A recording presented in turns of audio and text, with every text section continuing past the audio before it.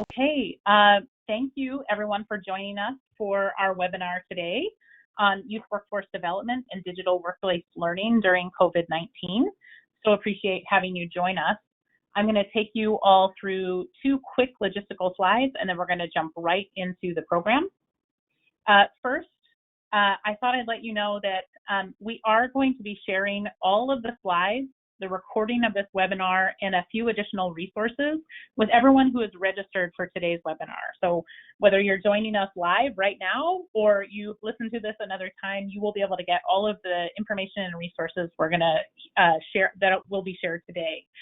We'll be sending those out in about a week. We'll send information on how you can get a PDF a document of all of these slides, the recording, in addition to closed captioning, and all the handouts and resources.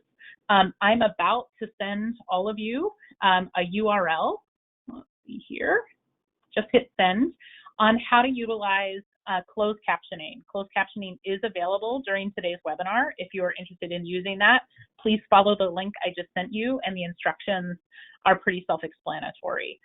When we send out the presentation next week, we will also have that the transcribed closed captioning available at that time. So just some best practices for today. We have muted all of you already, and that's to make sure that the best sound's available for our presenters. That doesn't mean we don't want to hear from you. In fact, we really want to hear from you. So please, as you are listening to our panels today, submit any questions you have for the panelists and the moderators into the question box. Mentors, my colleague at Mentor, Adrienne Alicea, is going to be receiving all of those questions on the back end, and she will be sharing them with our 2 moderators. So we definitely want to hear from you, so please do not be shy. And if you have any technological issues, go ahead and drop those into the comment box, and we'll be keeping an eye there as well. So thank you again for joining us this morning, and now I am going to pass the mic to Jean Eddy, President and CEO of ASA. Thank you all for joining us today. I'm Jean Eddy, President and CEO of American Student Assistance. It's an honor for me to co-host this forum with David Shapiro and our good friends at Mentor. We are here to discuss the important topics of workforce development and work-based learning for our young people, and to hear from experts who have transformed their programs to digital experiences in the face of COVID-19. As some of you may know, ASA is a national nonprofit committed to helping young people know themselves, know their options, and make informed choices to achieve their education and career goals. We provide students with tools and resources, both digitally and in schools, to help them explore and experiment with a wide range of options to better plan their education and career path. Like all of us, students are facing unprecedented challenges right now. The absence of positive role models like teachers and counselors only adds to the problem. And with fewer opportunities for internships and work-based learning experiences, young people miss out on the valuable skill building that will help them in the work world. Now more than ever, we need to find those opportunities to ensure that students connect with mentors and build skills they will need for academic, workplace, and lifelong success.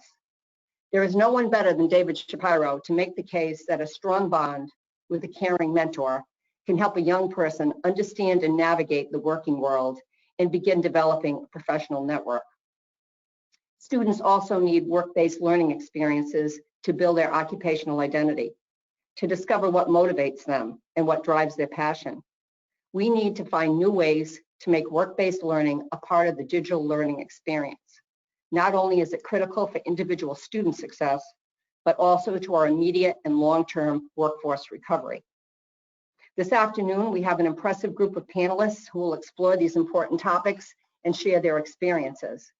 I applaud each of these individuals and their organizations for their leadership, their adaptability, and their commitment to helping young people stay engaged, find their paths, and plan for their futures. And with that, I'd like to turn it over to David Shapiro, CEO of Mentor, who is moderating our first panel, Lessons from the Field. David? Well, thanks so much, Jean. I think my video is going to come up here, and hopefully I'll get to join you virtually. it is not quite the same as standing on the National Mentoring Summit stage together with walk-up music and all of that. But we press on, which is a lot about what today is, and a lot about what this webinar is about. As you said so well, organizations and institutions who have proved innovative, resourceful, and resilient, so that our young people can have those same paths, pathways and guided pathways towards opportunity. A lot of times I think about how did Mentor get here? And before I sort of introduce just rock stars from the field and solutions that they've brought to bear, I want to give a quick sense of how we got here. One, we wouldn't be here without our partners from ASA, from American Student Assistance, and their innovative viewpoint about the multiple pathways for young people after years in the higher ed financing space, thinking about occupational identity for young people early, career exposure, and the multiple ways that they can guide their own journeys and navigate through the different pressures and supports that they need to get there. I would also say, just thinking more and more to what we're looking at and with the pandemic and the way in which it affects some people first and they're slowest to recovery, that without economic justice, there is no racial justice. All of these things go hand in hand. So a lot of what we talk about today is about economic justice. It's about social capital justice. It's about the ability to have equitable awareness and opportunity. And in the face of this moment, to realize that young people are sitting in very different situations, facing very different circumstances, and we can bring to bear with some creativity and some resourcefulness, the opportunities that are now more important than ever, even though they've gotten more difficult. And those are the kind of leaders that we're going to bring to you. For Mentor, for a long time, mentoring was a lot about unto itself, right? And for our field, it's a lot about relationships and the power of what relationships can do. And that was our focus and will remain a core part of our focus. What changed and how we find ourselves here is around thinking about relationships and the way in which they intertwine with systems, workforce systems, education systems, what it means when you have somebody or a web of somebodies around you to help you navigate and also transform systems so that they become relationship-centered, human-centered, and they value each and every person in a system as they navigate towards opportunity and get the support they need along the way. There is no amount of resilience or grit that gets it done all by itself. We need systems that work for young people and allow them to discover their purpose, belonging, and navigate to opportunity. And that only happens alongside others who open doors and make things possible. So in the workforce development system, a lot of our daily focus has been on a model called Connect, Focus, Grow, which is run by Charlene Alexander Joseph on our staff. And it is with the funding of the Schultz Family Foundation, and it's around partnering workforce opportunities and a relationship and seeing how that drives recruitment and retention, training managers to have managed with a mentoring mindset and bringing both parts of the equation to the table. And we have mined that model from the great minds that you're about to hear from. And so I'm gonna turn to Aviva Bath, and I'm gonna ask Aviva, who's a program manager at the Clubhouse Network, to sort of activate her calendar or her camera and unmute herself. Hi, Aviva, how are you? Good afternoon. Hi, good afternoon. Go ahead. Yeah, good afternoon. Hi. And for those of you who don't know the Clubhouse Network, I'm a believer in letting people talk about the work they do rather than talking for them. So I'm going to turn it over to Aviva, but I'm only going to say that the Clubhouse Network is a national partner of mentors. They have been leaders in a youth-centric STEM space with mentoring and adult support and opportunity. I would imagine if you couch yourself as a program, grounded in technology, this is a moment that makes you feel extra pressure because we are relying so much on technology in this moment. But they have always been grounded in these dual pillars, relationship and technology, and have made that real. And so, Aviva, I'm going to ask you to just lead off by sharing anything you'd like, top level, about the Clubhouse Network, and just how are you making it work in this time? I mean, I think I can ask you a lot of different questions, but I think that's probably the number one question on the more than 200 people's minds who are on this webinar is, what are you guys doing to strengthen social capital and opportunity and enrichment in this time? Thanks so much, David. So, Abby, if you could go to the next slide, that would be great. As David said, I work at the Clubhouse Network. I'm a program manager. And the reason I was asked to join this particular call is within the Clubhouse Network, I manage a program that's really focused on workforce readiness development. But in order to tell you about that program, I want to make sure to just set the stage about the Clubhouse Network. We've been around for almost 27 years. And this is our homepage. If anyone's interested, it's theclubhousenetwork.org. And we really, our mission is to provide creative and safe out-of-school learning environments where young people, usually ages 10 to 18 from underserved communities, work with adult mentors, as David said, with technology to explore their own ideas, to build confidence, to develop new skills. And the vehicle by which we do that is technology. It is a group mentoring model. So we have multiple mentors in the space with multiple youth. And then sometimes there are specific programs, but many times it's youth driven. So youth come in and say, I'm interested in this. And they end up working in that space, in that area with mentors who have those skills and backgrounds. And Abby, if you can advance the next slide, please. Thanks. So within the Clubhouse Network program model, we realized there was a need for something that's more structured and gives more of a set learning objectives and goals that's ready, that's focused on workforce readiness. So we have created CDC Pathways Program. C to C means Clubhouse to College or Clubhouse to Career. And so the C to C Pathways Program really provides a kind of 4 pillars. It provides workforce readiness skills to youth. It provides technology, knowledge and skills to youth. And it also provides a paid summer work-based internship opportunity. And then the 4th pillar is that it provides a connection to a community of mentors so that when the program ends, all the learning doesn't end. All the connection to the people who they've met and know doesn't end. There's sort of a community within the Clubhouse space. So I could keep talking about my program all day because I love it, but the focus today is really what have we learned in this space of COVID-19 and going virtual. So Abby, if you can go to the next slide, I'll share out some of our big learnings. And I put these together. I'm calling them best practices, but I feel a little bit arrogant calling them best practices since they've only been around for a few months and we're still developing and changing them, but I will call it that. I'm going to run through these really quick because I think some of them will come up later in the panel discussion, but really we realized that we need to be virtual. And so we worked with a lot of our partners, some already existing, some new, to make sure that virtual was possible. So we got youth devices as needed. We got some youth hotspots as needed. And when we couldn't get that accomplished quickly enough, we went back to phone calls or email.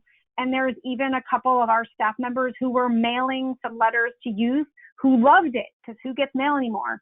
But once we've got people set up in the virtual space, we realized it's not just what we would normally do within our program or within a clubhouse to be virtual. It's also events and activities. So we've had virtual career fairs, we've had virtual college tours, we've had virtual panels, we've had a whole slew of things. We've also managed to really remember our clubhouse model, which is youth-centric, as David said. And so a really big best practice, which is always in existence for us, but now so more than ever, is to keep the program relevant by giving youth the voice.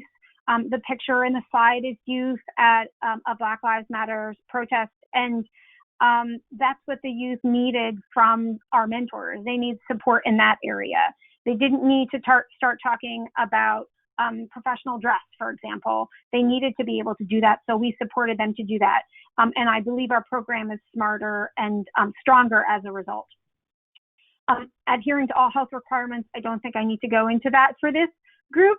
I think we all know there's a lot, but some of our sites are starting to open, have had staggered times, different capacities and so forth. So there's a lot of that going on. We've really thought about thinking outside the box.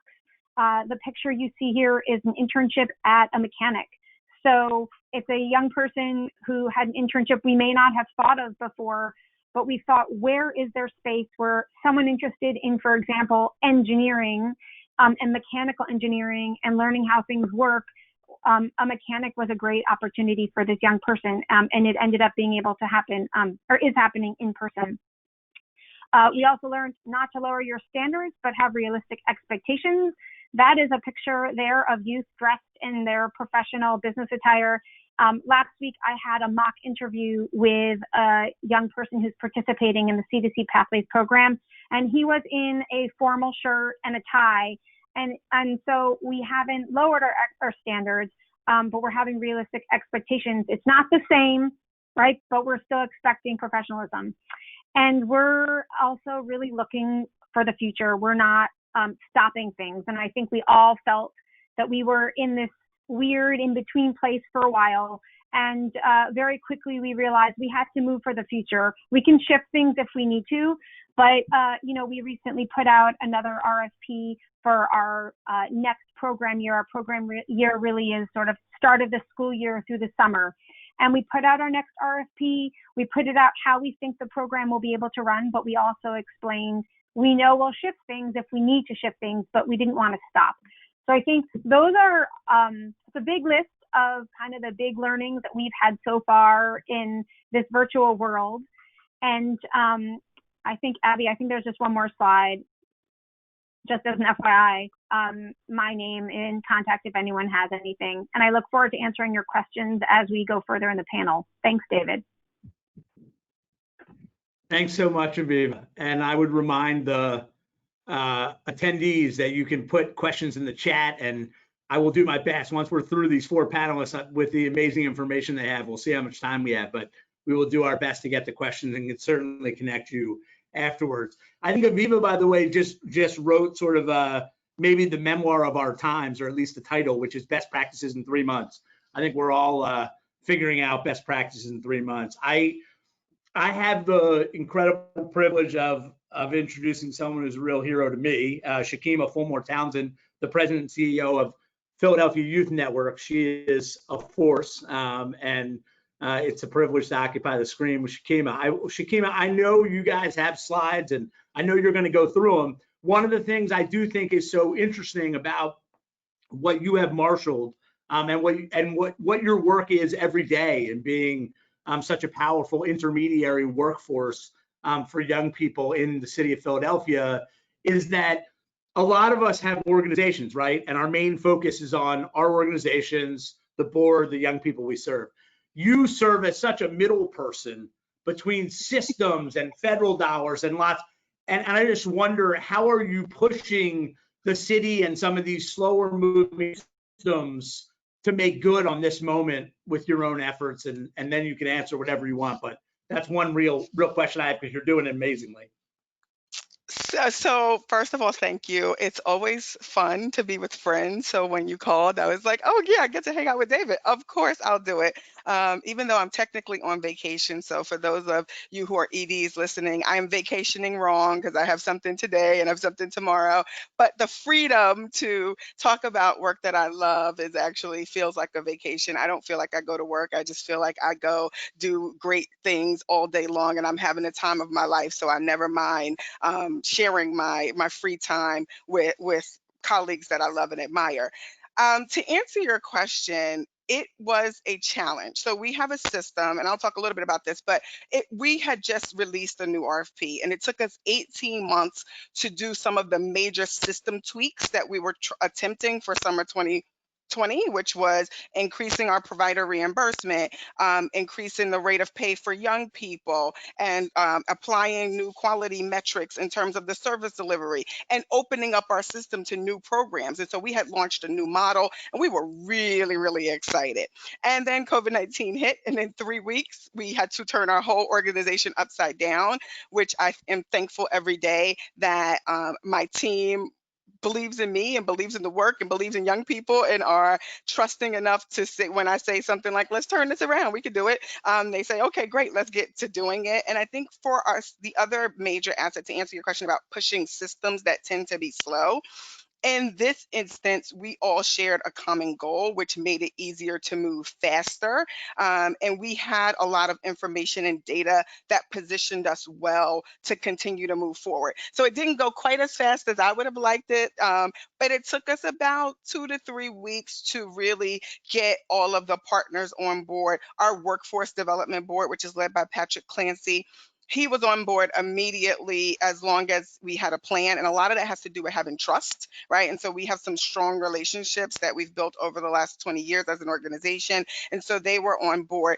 The city, of course, was equally interested, but also very curious and cautious, given the realities of fiscal constraints related to COVID, realities of safety for young people. And so we had to answer a lot of questions in order to get to the same place of excitement with our city. But we have an amazing leader and a deputy secretary, Cynthia Figueroa, and it was always how, it was never a no, right? And so as long as we could continue to answer the how, and the what, and our goals were the same, we were just moving closer to a yes. And so our conversations were never about whether or not we should do this. Everybody agreed that we should. It was just, how are we going to do this, and what role do each of us need to play in order to make that work? And so that was, I think, having authentic relationships with the leaders that are in this space. I think having trust and a solid history of performance and delivery gave us a lot of credibility for people to take the risk with us. So I jumped into how we got there, but I think it's probably important for me to talk a little bit about our system and how we think about youth workforce development, because I do think our perspective allowed us a level of flexibility to make this pivot in ways that others might not be able to do.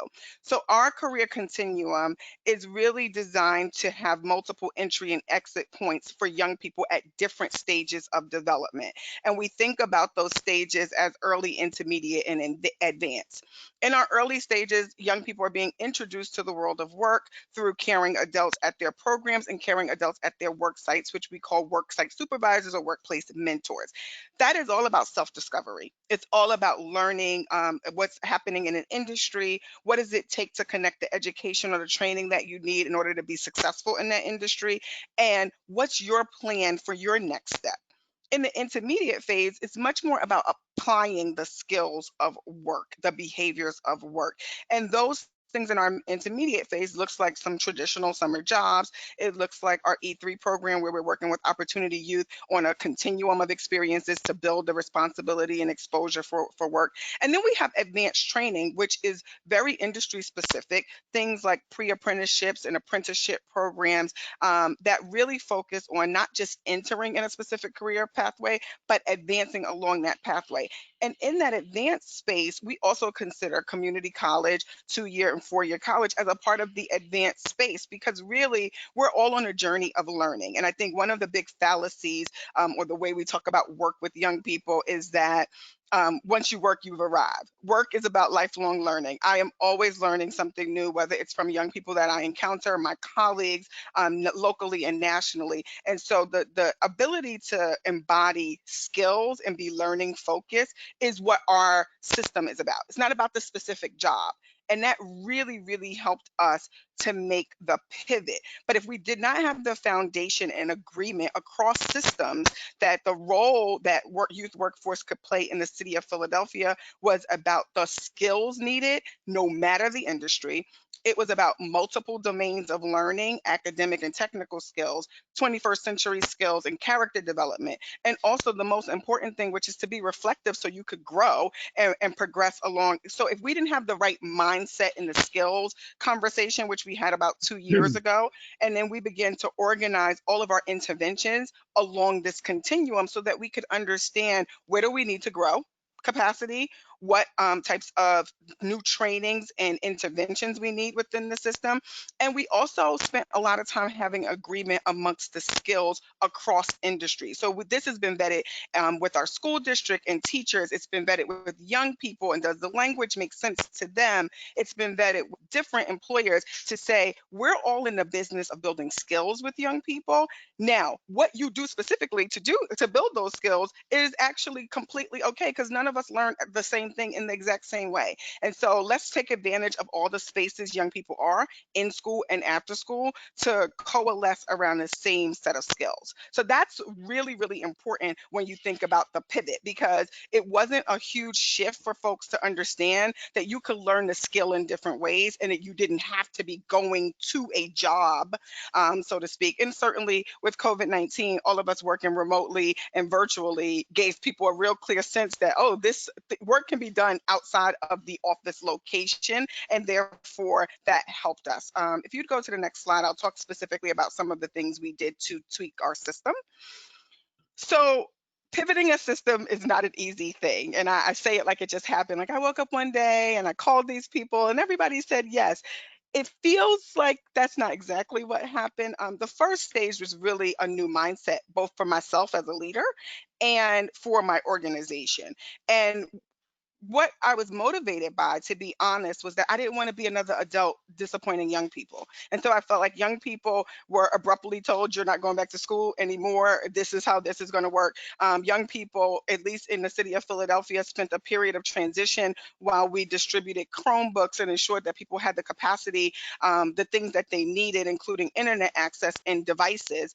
And then young people lost proms, and graduation was going to happen differently. And so as an adult, as a mom, as a champion for young people, I did not want to be another adult that was telling them, you also will not have a summer job this year. So that was my motivation, was purely in my heart, less intellectual. If it was more intellectual, we probably would not have done it. And I began to ask myself as a leader, what were the things I had to change within my organization to make this a reality? And the biggest thing for us was talent over title. So I had literally had a meeting with everybody, and I said, I know what you were drafted to be on this team, and I appreciate and value you for bringing that skill set. But right now, I need you to bring what's needed and wanted in the moment. And that might mean if you were the office manager and we are now not in the office, you are now the hotline manager, and you're going to talk to families and we're going to train you. If you were the person that spent the 18 months trying to build the system, well, let's talk about your emotions, because we got to put that aside. What we thought was going to happen is not happening. What can happen? And I challenged everybody to define what could happen. For every obstacle that we face, just tell me what can happen, and we will keep pushing forward.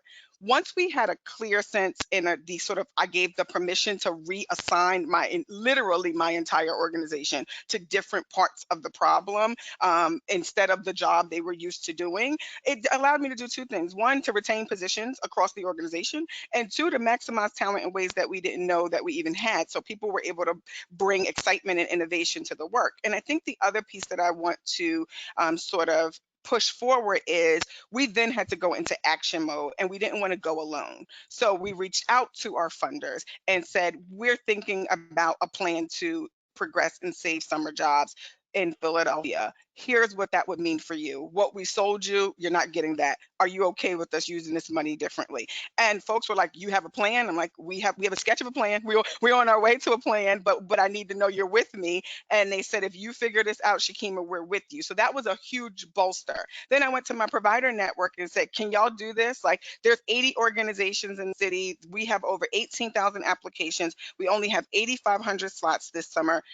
I don't want to let not one kid down. Can you go with me? Can you do, what do you need? And they said, listen, if you come up with a plan, even though we're laying off staff, we don't want to take this from the young people in our communities either. If you come up with a plan, if you give us training, if you give us flexibility, we will go with you. And that was all I needed to move forward. And then I could present with my systems leaders. I have 80 organizations. I've surveyed them. 90% of them are ready to move forward. 90% of them have this in place. And I had a lot of information and data that we collected really quickly. 67% of my employers are on board. The other 30% are saying that they want to hear more of the plan and they're going to donate. So we're not going to leave any money on the table. And I have an amazing coalition of different public and private partnerships through our summer jobs cabinet, and they began to do the op-eds and the interviews and the this is important for our city. And slowly but surely we had a lot of political will to keep moving forward. So I'll tell you what moving forward looks like. If you could go to the next slide.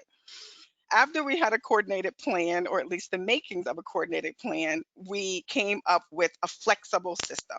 And so it was really important to us that young people be able to complete the experiences on a device of their choice.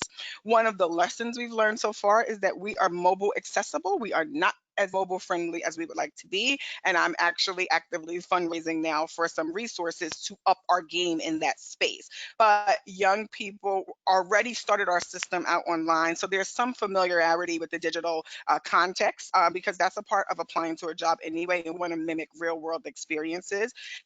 What was new for us was enrolling online. A lot of the exchange happened in person. And so we had to figure that out. And what we're learning is that the digital literacy is a muscle young people have to build. And so following instructions and managing Adobe Sign, all skills that they will need in the real world context, they're practicing with us, and we're learning where they need to strengthen those muscles and where we need to strengthen our communication to be clearer. And then they will be able to participate in 3 digital tracks. And those digital tracks, if you go to the next slide, are career branding and identity, financial literacy, and digital literacy and brand identity. And so young people will have a series of experiences along those 3 areas that they can complete. And then the best part is they will be compensated to enhance these 3 tracks. So that's how we made it easier for our providers. We said, we'll do the work.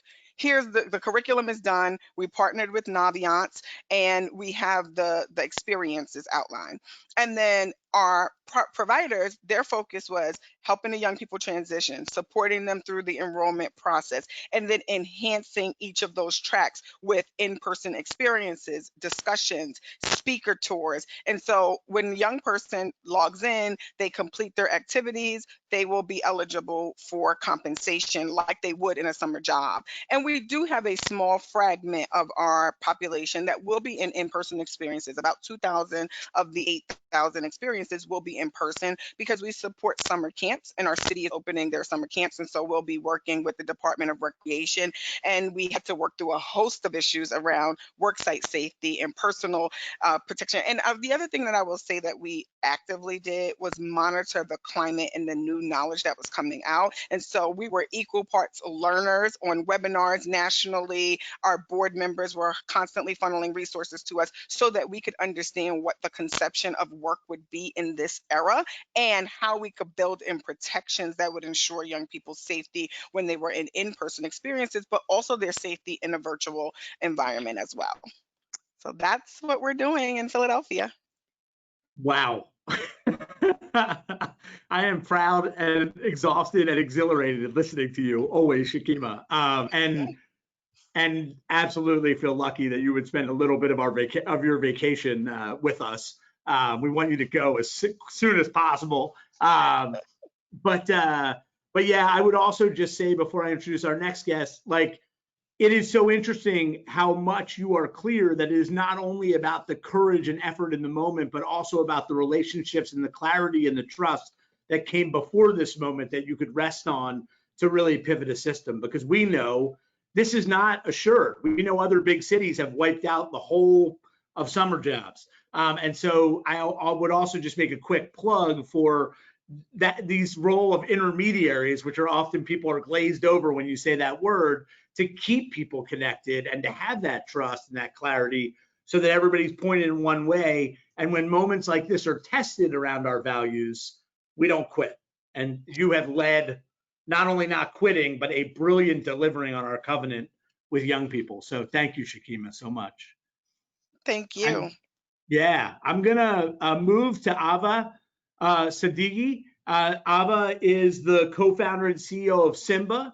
What I would tell you is we've learned from a nonprofit We've learned from a systems leading nonprofit in the workforce development system, and Ava really leads an innovative, what I would say, solutions provider around Simba, and making, very vibrant connections and opportunities in this moment, and sort of filling that void. And so, Ava, I don't know if you can activate your camera or if you're just going to activate your audio, but the floor is yours to give us a little bit about Simba and the solution that it provides for folks in this moment and beyond. Thank you so much, David, and thank you to all the other speakers. Truly honored to be part of this conversation and to share more. Unfortunately, I cannot get my camera to work, which is embarrassing as the tech startup on the call. I had my whole team trying to figure it out, but hopefully the slides will guide us through it, and be happy to answer any questions afterwards about Simba and follow up about the platform. So crazy enough, our team at Simba started this idea over 2 years ago. I was one of the very first remote interns with the US Department of State in college. I was in school in Tucson, Arizona, and all the opportunities for internships I wanted were actually based in DC and New York. And so this remote internship opportunity was life-changing for me. I was 17 in my dorm room interning for the US Department of State, and now the program in the last 10 years has grown to over 2,000 virtual interns. And they host the program throughout the school year, from fall to summer. And I always share, if the federal government, now with 60 federal agencies, and NASA, FBI, the EPA, all these organizations are bringing on remote interns, then this is a movement. This is something really exciting that we can all tap into and leverage. So we started Simba out with this idea to open up the workforce. Right now, internships as they stand can be extremely competitive. Some of the internships at Deloitte, Accenture, Barclays are less than a 1 to 3% acceptance rate. So we wanted to change that narrative with Simba and help teams build this opportunity.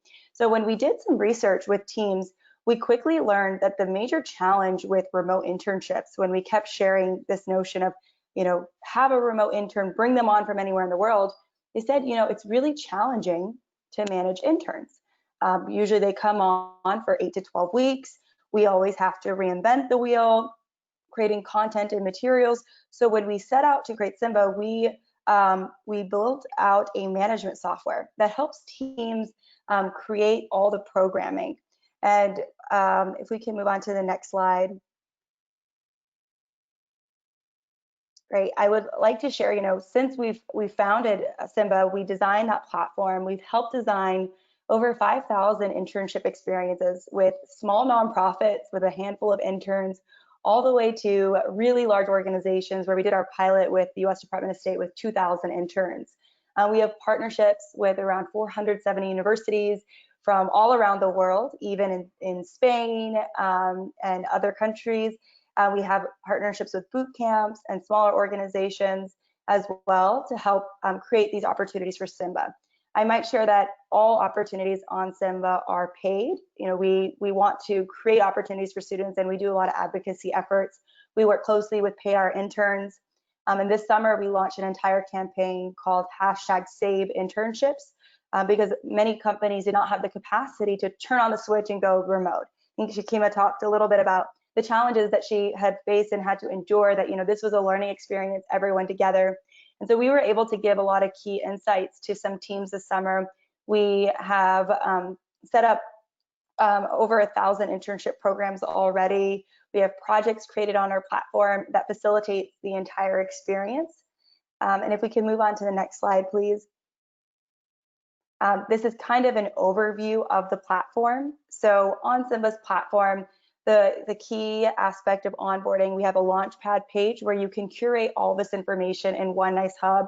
One of the best practices I can share with everyone on the call about managing a great experience is having everything structured in advance. Mapping out exactly what does that internship program look like before it starts. The next piece would be all the projects and deliverables. So you want to get everything organized in one page. Simba's platform does this in a nice way because we have an admin page for people overseeing the program. We have users that are managers and mentors, and then we also have interns. if you can design projects effectively, especially with deliverables on a week-by-week basis, this sets everyone up for success.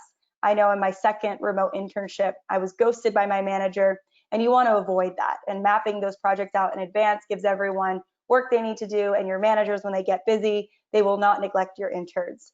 The third piece that a lot of teams are concerned about this summer is engagement, because you want to make sure that you emulate what an in-person experience might have.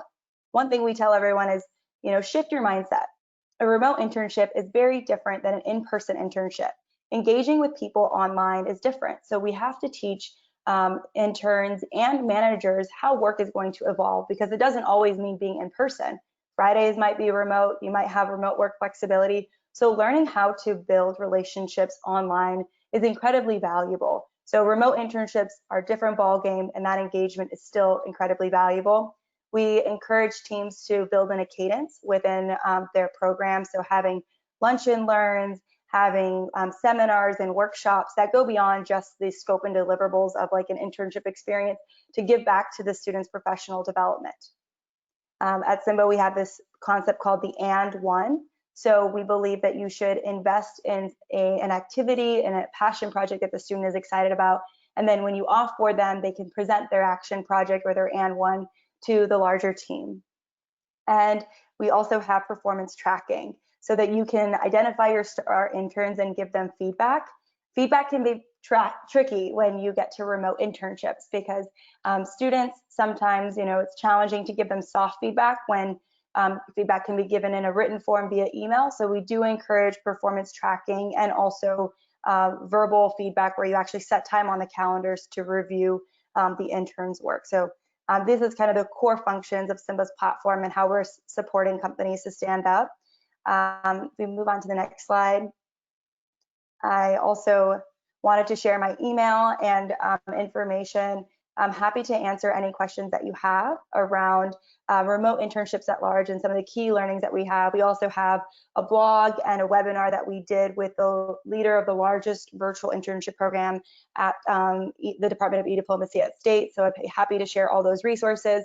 Remember that you're not alone. There are many organizations making this shift, and the students who are participating in remote internships are very, very fortunate and grateful for the opportunity. So we commend you for your efforts, and we're excited to support in any way that we possibly can. Thank you so much for organizing this, and we're happy to follow up after the questions.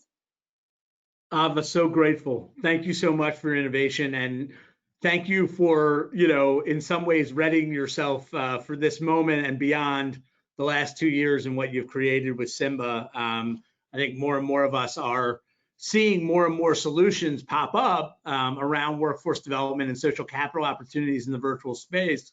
One I think, sort of guiding light is folks who have been in this for a long time and have been doing this and are sort of proven resources and solutions. So we thank you for your leadership, and we wanted to get you guys some solutions from every different vantage point: the organizational level, the systems level, the tech level. And we're going to finish off this panel. We're right at time, but I'm going to ask Elliot to give us about 5 minutes, and then we'll turn it over to Julie Lammers and her panel secondarily, so we leave them with some good time. But Elliot Washer is going to close us out. He's from Big Picture Learning, one of the most innovative educational organizations to me around. And the competency-based learning and student-guided learning that BPL does and their network of schools is in a lot of ways to me made for this moment, because they trust their students and their students guide their learning and their exploration so much. And in this time, that is so paramount. So I'll let Elliot talk a little bit about the big picture experience for a few minutes here, and then we'll wrap it up and go to our next panel. Take it away, Elliot. Yeah, sure. Thanks, David. We have a shortage of time, so I'll try to be as brief as possible and as in-depth as possible. It's a challenge, but I'll see what we can do.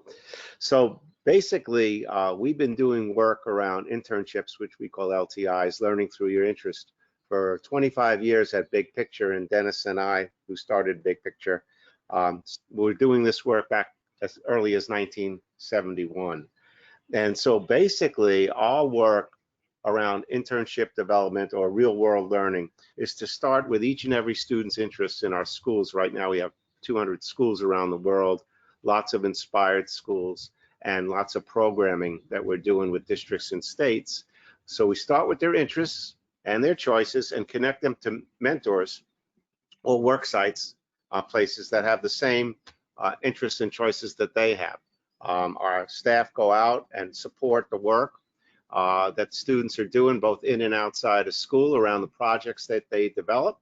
And we've had tens of thousands of these types of internships. And we would like to say that we connected, schools do a lot of work around diplomas and certifications of what, and we figured out very, very early on that they don't do a lot of work around who, and that who and what need to go together. Who knows you know, what you know is very, very important to build what you were earlier talking about, social capital. And to that end, years ago, we conducted a longitudinal study 15 years out of our students. One of the things that we found out was that not only did our students graduate in higher numbers post-secondary than cohorts in the cities that we were in, but also, which we weren't suspecting, 68 to 72% of them had work from the internships that they had while they were in high school. They did build the social capital, and they did it almost seamlessly. They developed those relationships. One of the things that we do at Big Picture is we use 3 measures that are very evidence informed around as a student's interest. They engaged more in school and at the work site while they're developing those interests? Are they getting practical skills that they couldn't learn from a classroom or a book at those work sites? And are they developing relationships that will lead them into some forms of post-secondary and or work? And so that longitudinal study was real important in us developing those interests. Also in the earlier grades, we do a lot of work around design challenges and explorations that we get from companies that have problems out in the real world, and we bring those into school and bring our students out and online. We have programs like Emblaze, which is an internship management system, which now that we have thousands and tens of thousands of internships, figured out how to get to scale in the cities that we're working in. One example is a program called LA Leaves to Learn. We're going to be working in 70 high schools in LA and in Kansas City as well. We did a similar program. So we developed an internship management platform that allows us to know where students are and what they're doing while they're at internships. And that freezes up a lot of the logistics and the worries and regulations and compliances of many districts and workforce programs. We have a program called Harbor Freight Fellows, which works with people in the skilled trades. Here's an example of the COVID experience. 95% of our fellows completed their fellowship during this time. And that's because of those 3 measures: interest, practice, and relationships. They went online, they went offline, and we have a program that we use called Flex. So to think that what's happening is going to stay one way or the other is a mistake. And we learned from our schools in Italy, Canada, Australia, New Zealand, who were in this experience ahead of us, and now back at schools, as we talk to one another across our networks, that work of being at school, at home, at a work site, at online in one way of instruction, and at online in finding out and researching and connecting to people in another way. And then the 5th one that I call is at out of sight. We always love to understand what students are doing when no one's looking. Mm-hmm. And that is where their interests and projects are developing. So to that end, a lot of people would say distance education. When they talk about us, they would say, you always distance education. As a matter of fact, you've been education at a distance. Your students, even when they're in school, they're not in a seat and in a classroom. They're all over the school. They're outside, they're inside, they're at home. We credit learning no matter where it is, and in the many ways that it happens, anytime, anywhere. And the key piece here is the many ways that students show that they're smart. So flex is a big thing for us. And I can talk to you about students. Fiona is building a tiny house at her home. She was doing it at another place. They brought the house to her home. Moises was doing stuff that we'd call out of sight. For a month, he developed gardens. He developed farming work that he did in the middle of LA. And when you see this video that was done of him, that's a half-hour long, you'll understand how he made the connections, and we just supported him. There's two words that are clear to us. You have to be with students, not doing something to students all the time, and students have to want to learn. One more student I'll give you an example of is Tiffany. She started out as getting her A&P certification and her pilot's license. That internship continued both at her home, online, in a hangar with her mentor, online with her mentor. So when you're connected to students and you have the relationship and they have the relationship, and you can build these online, but realize that you have to change with the times and the uncertainties. So it has to be a flexible system that you'll build. I know I'm out of time. I tried to go fast, David. No, you did an amazing job. No, you did an amazing job, and you're dealing with 40 years of innovating and showing what 49, but who's counting? 49. Yeah, I wanted to undercount, man. But yeah, I mean, I think that whole note about interest and practice and relationships and the idea of trusting that learning happens everywhere and going to great lengths to make sure it does. I just appreciate you for the roadmap that BPL has built and the way you've systematized the philosophy and expanded it to so many more and brought it to our group today. There's more in the slides. I'm sure we can also send out a link to that video of your one student. And Elliot, just grateful for you today. And I think everybody knows that this is a tip of the iceberg type thing. When you present people with this many solutions, they can delve deeper. And I know all our panelists would be happy to do that. I tried to go fast, so I didn't use the slides, but there they are. They're available to everybody. Tiffany's going to appear in the 99 magazine that was started by Amelia Earhart and the first 99 women pilots in the next month. So awesome. A lot going on, a lot of challenges, but we love challenges. We work best when things are uncertain, not when things are certain. So let's bring it on. Right. And we'll great. I think it was a good way to open our panel, right? With the notion that we're all creating best practices on a month-to-month basis, and then yours that uncertainty can be our friend here. And I think two of the other points, which were a lot around the way we build with clarity, trust, and relationships for this moment. So thank you so much, Elliot. I am going to exit stage right or left, whichever the virtual gods have me do, and I'm going to turn it over to Julie Lammers, the VP of Government Relations and Advocacy from American Student Assistance, the force, along with Abby and Adrian, our A-team in Government Relations at Mentor, on creating this stage for so many great voices, Julie, right? That it's hard to get them in the time.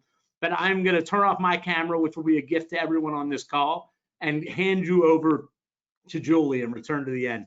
Julie, thank you so much. Thank you so much, David, and thank you so much for your leadership on this.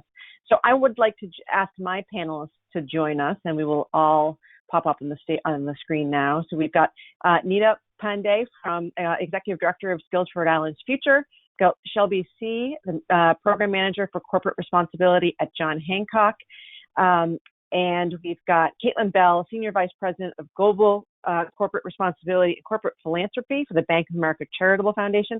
And Caitlin, you seem to be sideways, so I'm not sure if that's something you can. No, now you're upside down.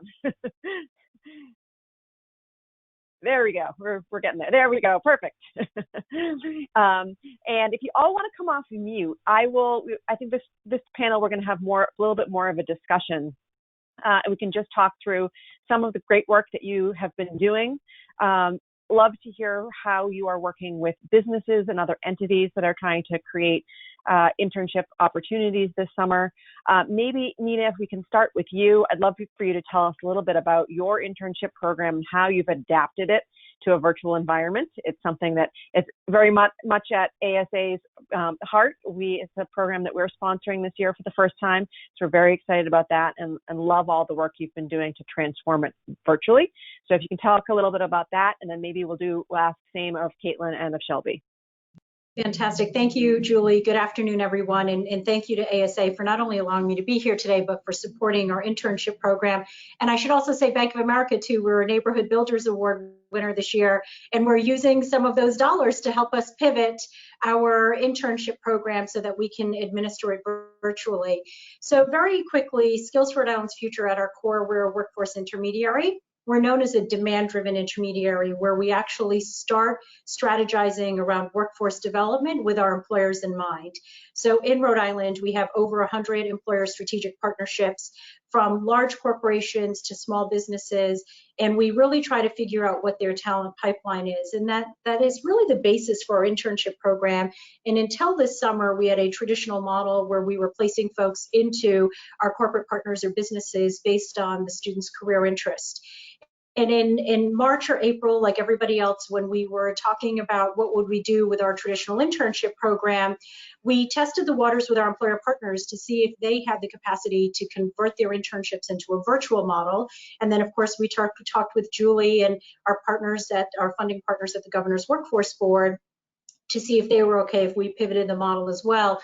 Long story short, many of our employer partners were already stressed with having to just pivot their model to work from home. So then to also take on a virtual internship, it was becoming a difficult proposition. So we went back to the drawing board and we decided to anchor our virtual internship program on a matter that's real to everybody. And that is, what are the challenges with COVID-19 and what are the problems that have been created with our employer partners as a result of COVID-19. So we literally in 3 weeks redesigned our entire program to what's now known as the COVID-19 Innovation Challenge. And we started again with our employer partners, again, demand-driven. We wanted their buy-in right from the start.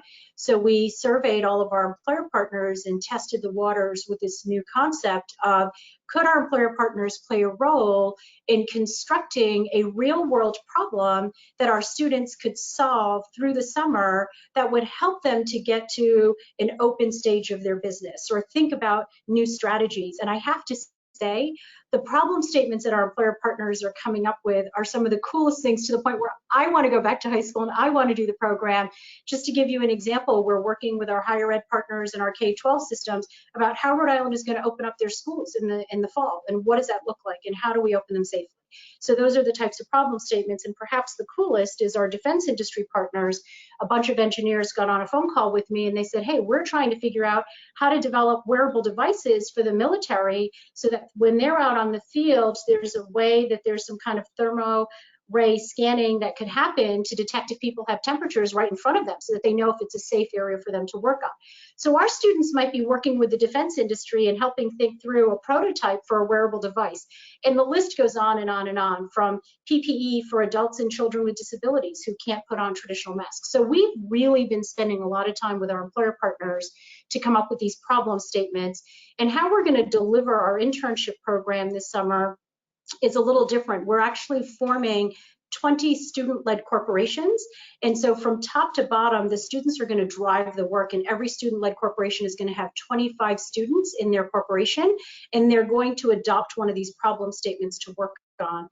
And we've made sure that we've made room for all of our employer partners to play a role, from being that problem statement sponsor to really helping them work through that problem statement, to business coaches being able to coach the students as they form their corporations, and then mentors that'll be paired up with student verticals within each of their student-led corporations. So if it's a student body who is interested in engineering, they'll be mentored by engineers in the field and helping them really problem solve.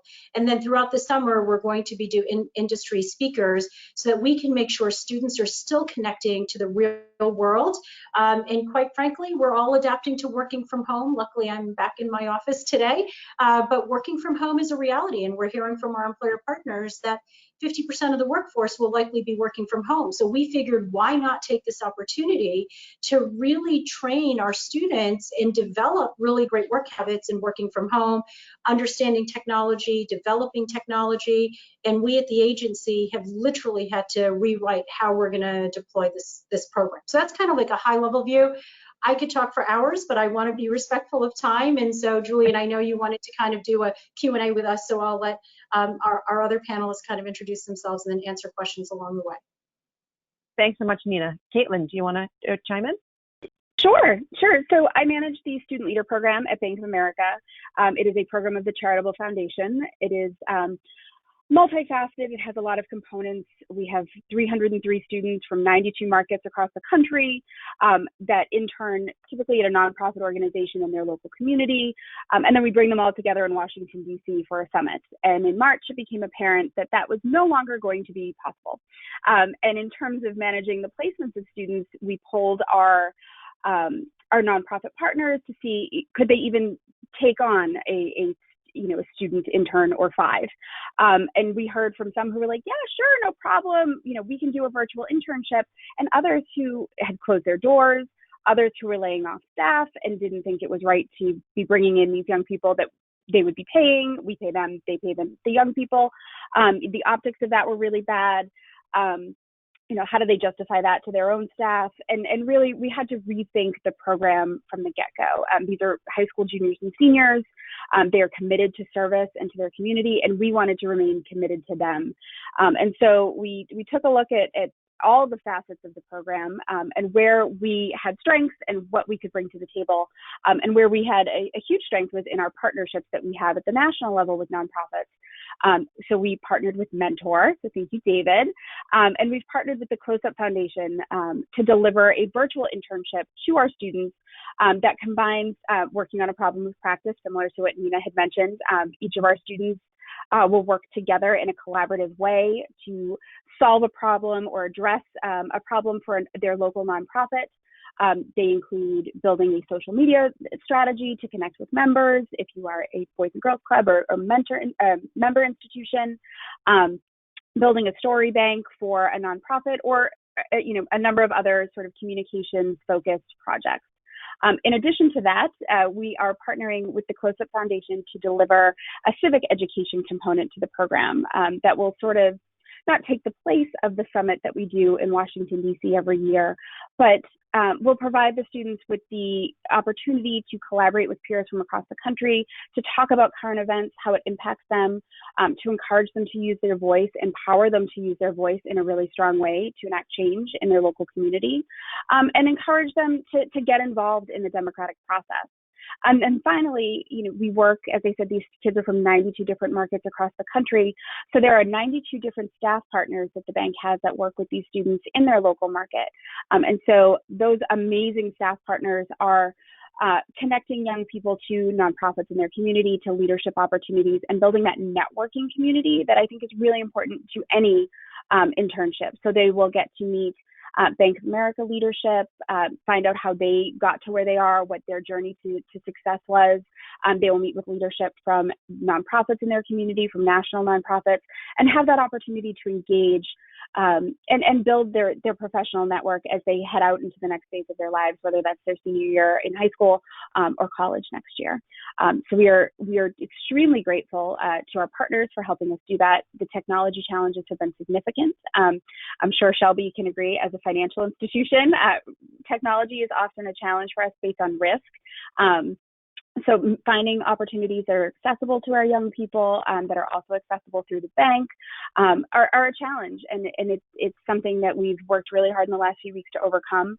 The program started yesterday, so it remains to be seen if it is a successful turn to a virtual program. But I am very hopeful that over the next 6 weeks, our students will get their sort of learn to earn experience combined with civic education and networking.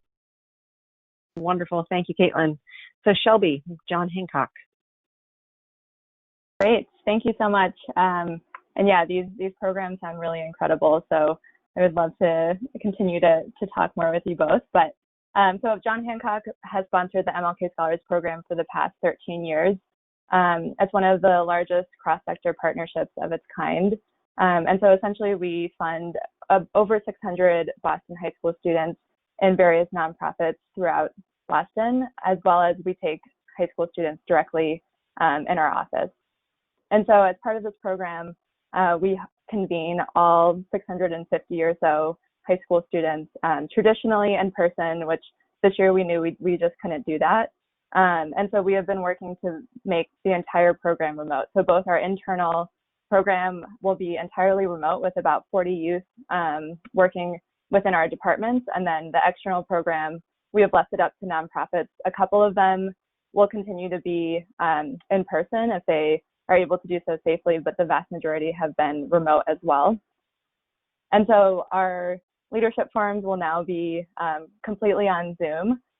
We actually have a youth council of about 15 alumni who are we hired back in March and who have been helping us to really plan the forums and ensure that those are engaging and youth-led. So they're helping both with the decision-making process and also with being kind of the voice within those forums. We're also offering online financial literacy courses, and we've added a mental health component this year, just knowing how important that is given this environment. On the internal front, we've really boosted the programming that we have offered in the past. So before, we've done probably 5 or so hours of programmatic work and then 25 or so hours of departmental work.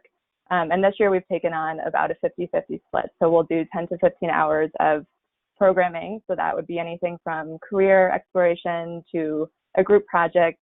We do weekly professional development workshops, things like that. And then 10 to 15 hours of departmental work where they're working directly with managers and teams, doing projects and attending meetings and things like that to really get that business experience.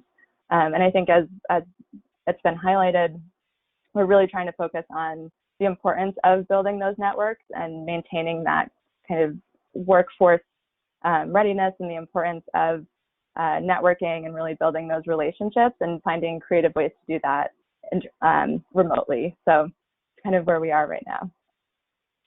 Wonderful. So this is a question for all of you. Feel free to jump in, whoever would like to start. Just curious about the additional resources and support systems that you've had to put in place, both for students and for the businesses you work with, whether it's technology challenges or additional support systems for youth hit particularly hard by COVID-19 in their communities. Have you had to provide additional supports to businesses, or were those things that businesses were prepared to take on the challenge of? So I can start. One of the things that we've done to provide additional support to our students, a lot of our students are from low to moderate income communities. And so we sent out 303 Chromebooks to students across the country in about a week. So making sure they have access to technology is something we never really had to worry about before, because so much of this program was delivered in person, whether it's at our summit in DC or at the individual nonprofits. So making sure they have access to technology and also providing them with resources to access internet if they were without was a huge undertaking for this program this year. Yeah, so I'll echo that too. For us, it was about technology and making sure that every student had a laptop. And in our case, it wasn't, just as easy as going to get Google Chromebooks. We had to actually order PCs because the way that we've designed our program, they're going to be doing 3D drawing. So we had to get higher spec computers, which didn't realize it was hard to purchase PCs these days because of the supply chain issues. And so, we've had our own internal challenges of figuring out how to get technology out, but again, outfitting everybody with Wi-Fi devices. And then I just think from an operational perspective, we really had to rethink our delivery system. And so we've actually built an entire new website to deliver content. We're creating a virtual village. And what we're learning from our employer partners is everybody has a different platform by which they like to engage. And so we've had to create kind of this single source repository where there'll be links to, so I'm learning the banking and finance institution only likes Cisco products because they have certain security measures and Zoom and all of these things. So we are literally designing as we're going based on what we're learning from our employer partners to make sure that that engagement goes there. And what we've done is we've literally launched a whole new website where all of that will come into play. So not only the external needs of students, but our internal needs, and really challenging how we're thinking through the delivery of the system. And then on top of it, we're gamifying it so we can make sure that students are actively engaged with scorecards and challenges and sprints every week. And so that's all been a new learning curve for us in terms of how to deploy all of that virtually. So. Yeah, I would also echo the technology piece and kind of, I guess, on a slightly different perspective and thinking about the support systems that we're providing. We're really looking at the different touch points that we have with scholars and managers. And so thinking through that if you normally have just one meeting between a scholar and a manager or the interns and our department, virtually that really doesn't feel like enough. And so we're looking at doing even daily 15-minute check-ins with the scholars, or we have, again, daily programmatic touch points where we're working with them and convening them so that there's that level of both accountability, but also feeling supported within the virtual space and not feeling like you're, kind of in your bedroom alone trying to figure things out, but really having some set touch points that ground the program within the community, both of the other interns, but then also of the resources that the company has and that we're able to offer. That's great.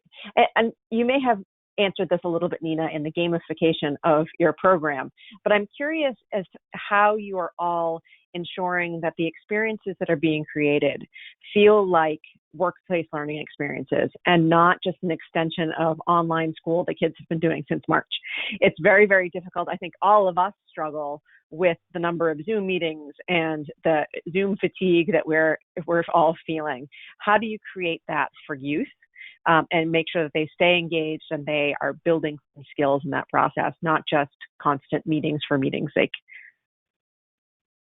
Absolutely. And that's, I think a lot of that is to be determined whether we do it successfully. I think we have a lot of assumptions going into the summer, starting with trying to really structure their day, right? And having this routine, but then change within the routine. So much like many of us start our days with a morning meeting with our team, they'll start their morning meeting. And the way that we've really structured the student corporations, we've really devised a mini business for them where we're hoping that they align their interests differently. And I do want to go back to the gamification piece, Julie, which you mentioned, is we are putting incentives throughout the summer to keep students engaged in their learning. And so every week there's going to be challenges, and we're taking a page from what the youth like to do, posting things on social media, figuring out how many likes they get, figuring out, how many YouTube subscribers they get to their YouTube channel. So we're trying to make sure that we are speaking their language, but elevating the expectation to the employer standards. And again, our website will have live stats that they have to roll up, and they have assignments that they need to do. So we're and the assignments are more fun and engaging, and we are making sure that students are supported throughout their process, but that they're really regulating themselves. And so I think part of where we struggled when we were talking about how do we manage this is we didn't want to have the students feel like it was just another adult or another teacher coming and teaching to them.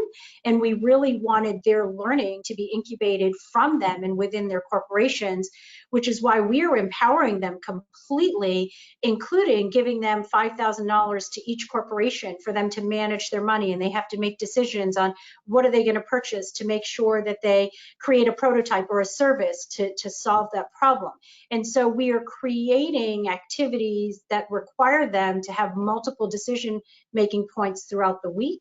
And we've structured it with themes. We've brought in consultants to help deliver, so it's not just me in front of them every day of the week. And so we've really tried to diversify the way in which we're delivering it so that it can speak to all different types of learners. There is one other thing that I do want to go back to in terms of other challenges. One of the things that we've had to do is make everything ADA compliant from a virtual perspective, because in person it's so much easier to do ADA compliance within a certain environment and being able to make those accommodations, but we've actually had to rework all of that as well. So we're trying to think of all of our learners, our English language learners, and how does that look as well. So again, we're bringing in consultants during every aspect to make sure that we're changing the flavor of the week every week to keep them engaged. I would love to understand, besides the challenges from nonprofits of that they were in had a particular business challenge of having to lay off staff or shut their doors temporarily. The larger companies that you work with that have traditionally taken on interns in the past, did you have any hesitation from them about launching a virtual model this year?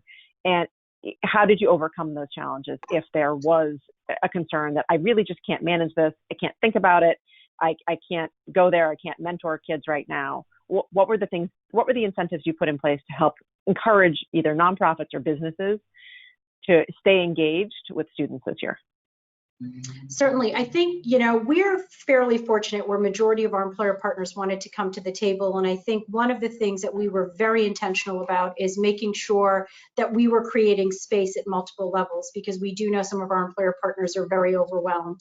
So I'll give you two great examples. A company like Amgen, who takes about 30 of our interns at their manufacturing headquarters here in Rhode Island. We were not sure how they were going to integrate with us. And quite frankly, they came back with 10 problem statements for us to pick from, including projects that they were working on, not maybe necessarily here locally, but internationally, on how to combat COVID-19 and what is their little part on coming up with a cure, right? Some type of an antidote for COVID-19. And so we had companies like Amgen who were all in, right? And they want to figure out how to make sure that the biomanufacturing space is very much a part of students' learning. And so they came in and they not only want to give us a problem statement, but they actually want to adopt maybe 2 or 3 student-led corporations and pepper them with their mentors and coaches so that they can really work on their problems. On the opposite side of that, we have CVS, which is headquartered here in Rhode Island, who is also one of our large employer partners, and they generally take 25 or 30 interns. We're really struggling, believe it or not, from a technology point of view, because they had so many restrictions from a security perspective and how to engage with our students. And so we took the guesswork out of them. They were really trying to figure out how to engage. And we said, you know what, maybe you're not an employer partner that's going to give us a problem statement, but boy, would we love to have the CEO of CVS be one of the guest speakers and talk to students about his career as a pharmacist, then to becoming the CEO of CVS, or your CHRO or something like that, to be able to do that. And so again, we do not let our employer partners say no. We said, how are we going to fit you in? And so again, not everybody's coming to the table with a problem statement, which is fine, but we've made sure that we've created room and opportunity, because we feel that engagement with our employer partners is so critical. We've built a lot of great capital with them, and we want them to feel included. And truth be told, everybody in Rhode Island wants to have their hand in education. And so we are bringing that value proposition back to them, that this is your opportunity to really be a part of helping educate the talent pipeline of the future, and what does that look like through your lens. And so we're customizing talks, we're customizing panel discussions, so that every single one of our employer partners will have a role this summer. It just might be as big as Amgen is coming to the table. So Caitlin and Shelby, I know you work primarily with nonprofit providers. So have you had similar challenges, or have you been able to work through some of those solutions, or is it just this year just not feasible for some of your nonprofits to take on interns?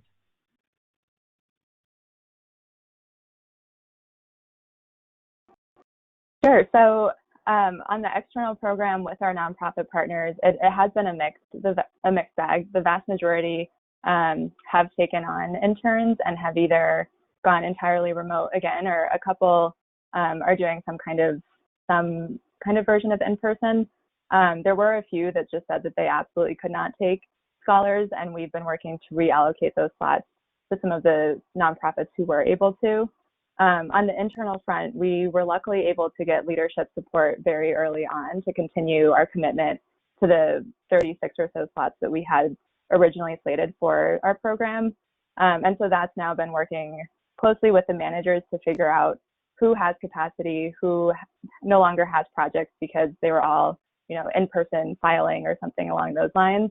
And we've been able to work to source projects from other departments, or thinking even about employee resource groups or other areas of the business that might have project-based work, wouldn't necessarily have the capacity to manage a scholar full-time, but we're able to kind of pool those resources so that somebody's managing them, and we're pulling projects from other parts of the business to be able to supplement their work.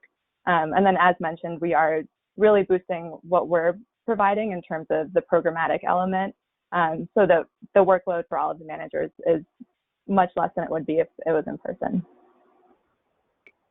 We had about 50% of our nonprofit partners say that they just didn't have capacity to host students in an internship this year, and rather than have 92 different models for each market, we really took the onus off of the nonprofit and brought everything in-house and are engaging the nonprofits not as employers but as partners this year. So in a market where we have a nonprofit that was able to host, instead of having them host students, they submitted a problem of practice that the students are working on collaboratively in that market throughout the summer, but they're not working for the nonprofit. They're viewed more as a partner in this space. And then internally, we had tremendous support. All of the bank programs, intern programs went virtual this year, from our campus intern program that hosts about 2,000 interns across the bank channels, to our financial center internship program, which hosts young people in our financial centers. It all went virtual. So everyone there's been this really amazing collaborative environment at the bank where we're sharing best practices across teams to figure out how to make these virtual internships work this summer for all of our students, regardless of where they are and where they come from. That's great. So we do have a couple of questions from the audience before we turn it over to them. My last question for you is, what advice do you give for entities looking to move their internships virtually this year? Are there things that you've learned? Are there mistakes that you've made that you would like others to avoid? What is the one or two pieces of advice that you have for those looking to do this?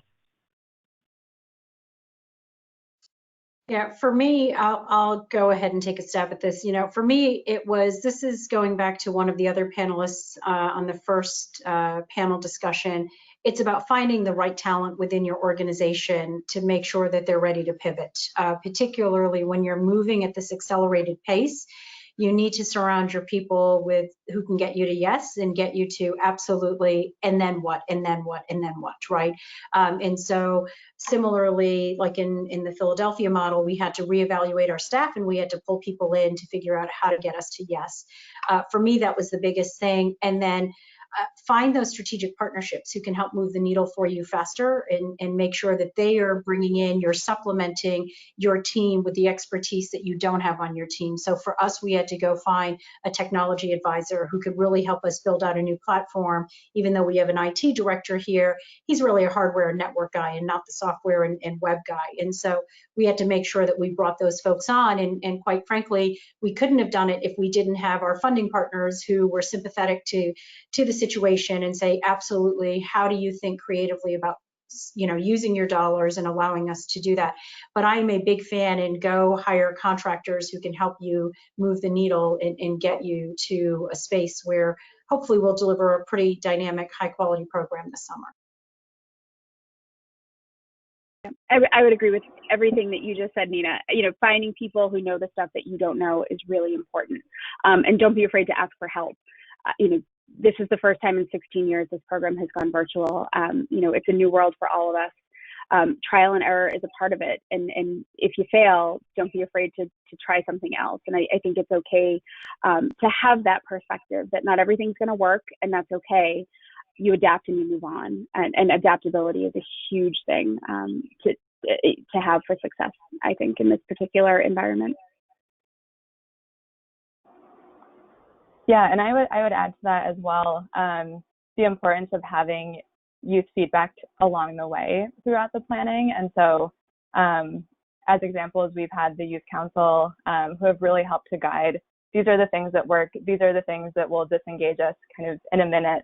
And so that's been really critical for us as we think through the program, to really have their feedback, because they know best what works and what doesn't. And then we've also been able to hire back MLK scholars who are now in college to actually work in our department and be able to help craft some of the programming and really drive the content, so that it's, again, coming from the people who know best what will work for young people. That's great. Thanks so much, guys. And so questions from the audience, one to all of you, and then one specifically for Caitlin. So the question to all of you is, do you accept students from all schools, or do you have certain requirements for the young people in your program? And Caitlin, specifically, the question for you was, what was the age requirements for the Student Leader Program, and can middle school students participate? So we accept students from all schools that fit within our geographic eligibility. So there are geographic restrictions to the program. Students have to be rising juniors and seniors at the time that they apply. So over the course of the summer, they are rising seniors and college freshmen. So unfortunately, middle school students are not able to apply for the program, but please tell them to do so in a couple of years.